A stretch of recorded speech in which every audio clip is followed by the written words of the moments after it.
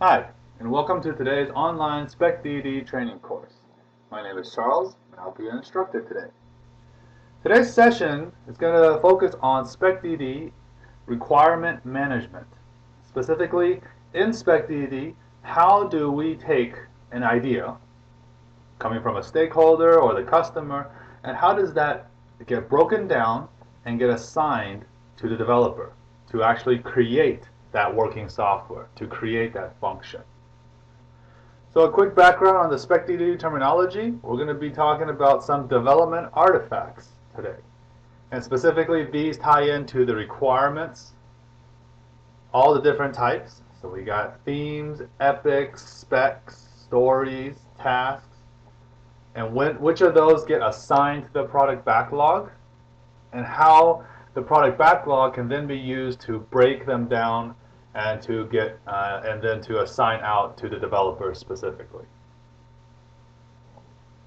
So, requirement management and SpecDD.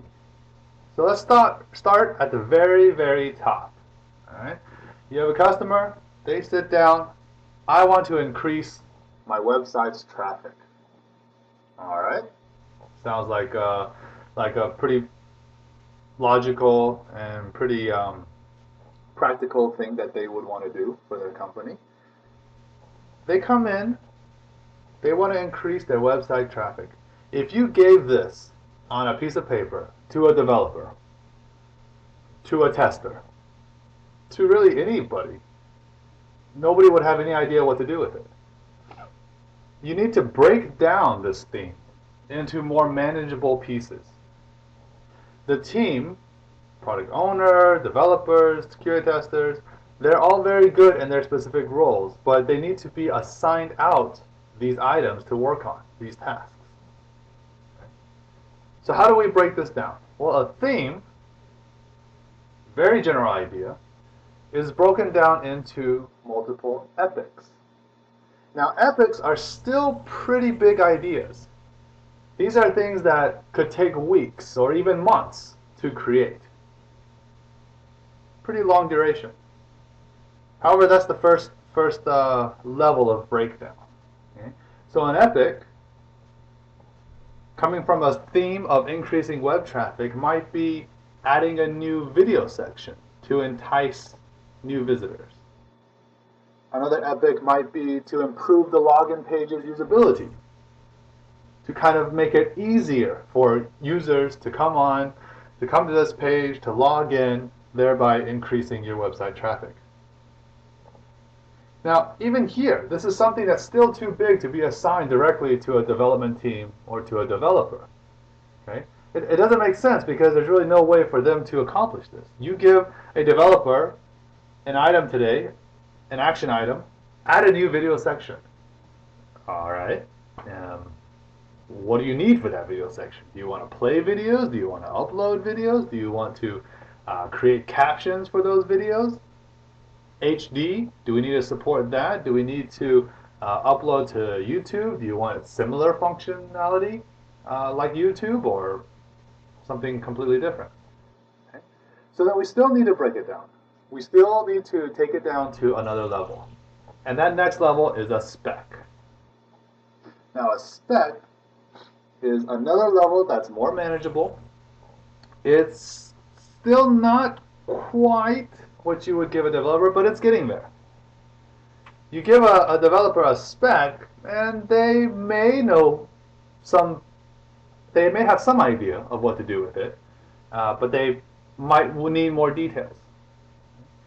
So a spec here would be, if we wanted to add a new video section as our epic, then our spec would be, well, let's support uploading video. And let's also support playing those videos.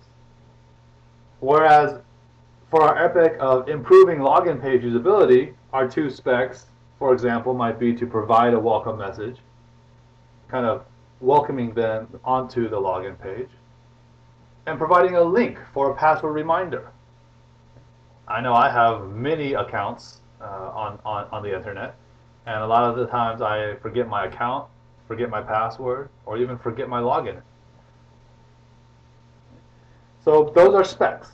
Now, In some cases, in SpecDD, we can start a sprint with a spec. We can start a sprint. A developer can begin developing without any further information, because sometimes that information really isn't available. The customer might not have an idea of what exactly they want to provide for their welcome message. Okay? They could know that they want to provide one, but then as the developer starts working on it, starts developing, and they create this working software, then this can be brought back to the product owner, can be taken back to the stakeholders, to the customer, to further define what exactly it is that they want. So while a spec, again, can handle that, more often than not, we recommend that you break it down into your stories. Now, your stories represent the commitment or an assignment of a spec. Now, these are the items that can reside in the product backlog, and the product owner will then take these or a development lead and then assign them to a specific developer.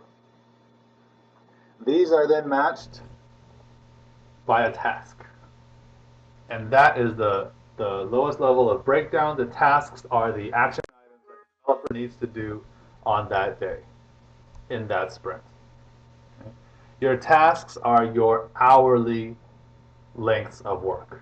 Okay? These tasks take anywhere from 1 to 2 hours to maybe even a day. Typically, though, you would not have a task that extends over multiple days. Your sprint is only 2 to 4 weeks. Your tasks at the most basic level should be that detailed and that broken down so that it can be done within a day or so. This is the tasks here do have a subtask in SpecDD in some cases, and that is the QA floaters subtask for testing that specific task. Now, these will increase the time remaining, and they do belong in the sprint, but that's something was not represented here.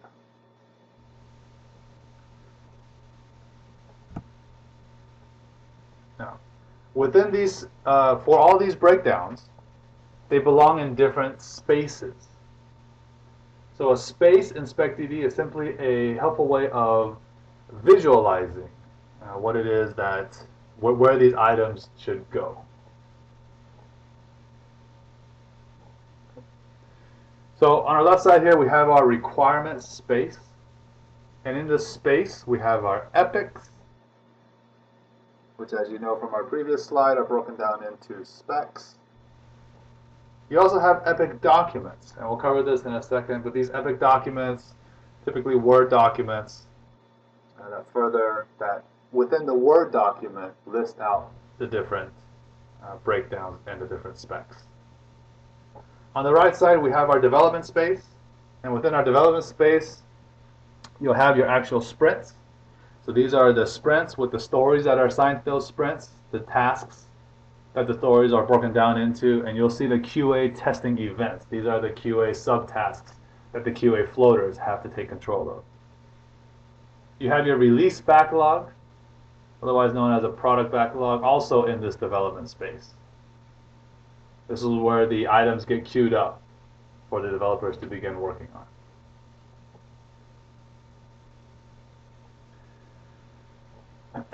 Only a spec can be assigned from the left side to the right side development space. Now, a spec, as I mentioned before, it does not have to be fully detailed. The details many times are not completely known or only partially known. The working software, an iteration of it, needs to happen first before more details can be provided. However, a spec can go into the development space. Only a spec can go into the development space. It can go directly into a sprint, even without these details. So this is an example, a screenshot of our DevSuite software. And this is a sample of the requirement space. within our requirement management system. On the left side, you have your navigational tree. You'll see this is actually a live shot of our internal project. Our software component dev suite, you'll see the different version numbers, 9.2, 9.21, the smaller iterations, the smaller increments, and 9.3, 9.5, 9.6. Indicate a higher level, and then they're broken down into the different components that are going to be updated or modified within that version iteration. On the right side, you'll see our different different icons. The blue diamonds or the green stars, these denote the specs or the requirements. You'll see a percentage sign for each of them. Those are the completion rates of those stories, which is an accumulation of all the tasks that have been broken down from those stories. This is more of a high-level overview. So again, we have our components, our breakdowns into our specs, which then break down and are signed into our stories, and down to the individual tasks themselves. Now, Epic Document. This was in the previous 2 slides ago. An Epic Document is at the same level as an epic.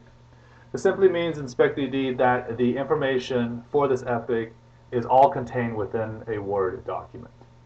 Everything is written out and detailed within the Word document with specific headers that then lend itself to be easily extracted into a requirement management tool.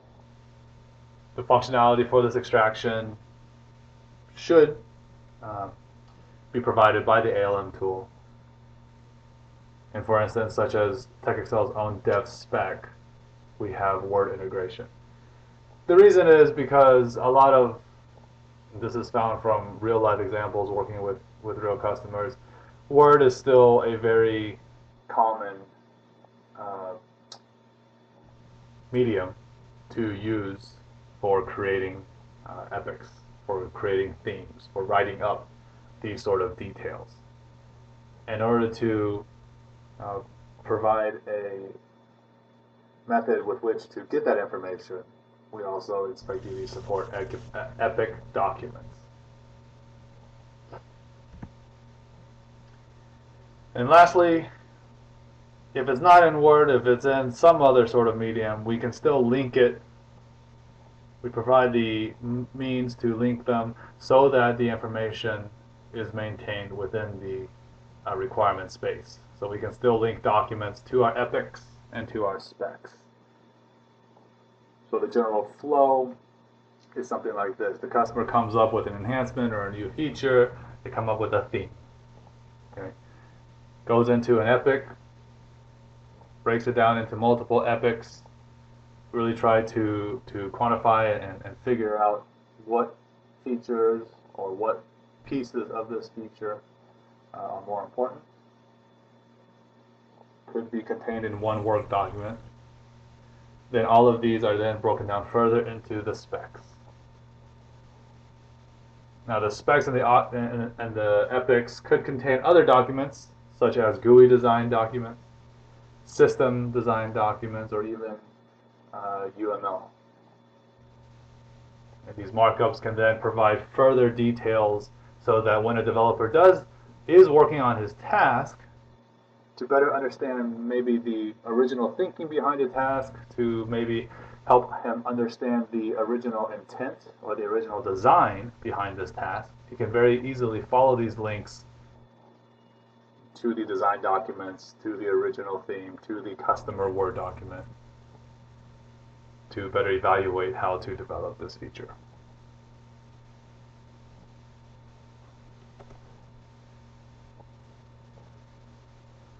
All right. So finally, our last slide for requirements. This requirements versus product backlog. It's not really versus, it's more like integrated. So everything comes from requirements. If you'll refer back to the entire SpecDD process model, the inputs are always from requirements. So the requirements, that entails all of these epics, the themes, the epics, the specs.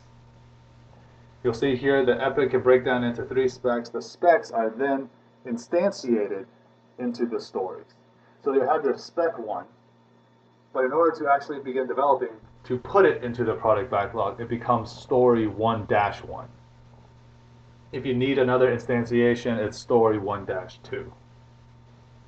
And then story 2-1, 2-2, so on and so forth. If you need to assign to multiple developers, if you have multiple platforms you need to focus on, if you have multiple environments, the instantiation of the story is really useful. Once the development team has created the working software, if these stories, while they're being developed, while the task is being worked on, if something comes up and something needs to be changed, SpecDD can handle that right away. However, when the working software is completed, it is vital that the second deliverable, it is vital that this deliverable, they go and update the original spec. The copy, the story, can maintain its uniqueness. However, the original spec needs to be updated in order for future releases, for future team members to know what was changed.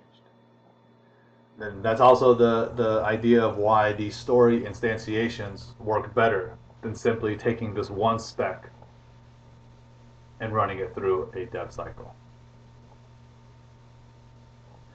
The specs are also the original input for the test library. So our QA team will take spec 1, for instance, and it will create an instance of it, test 1-1. And same thinking if it's multiple platforms, multiple environments, for whatever reason, they need multiple copies, they can do so very easily. So from spec 1, we may spawn test 1-1, 1-2, and so on and so forth. Okay. So thanks for participating in today's requirement management session. I hope you've learned something, and I'll talk to you next time. Bye.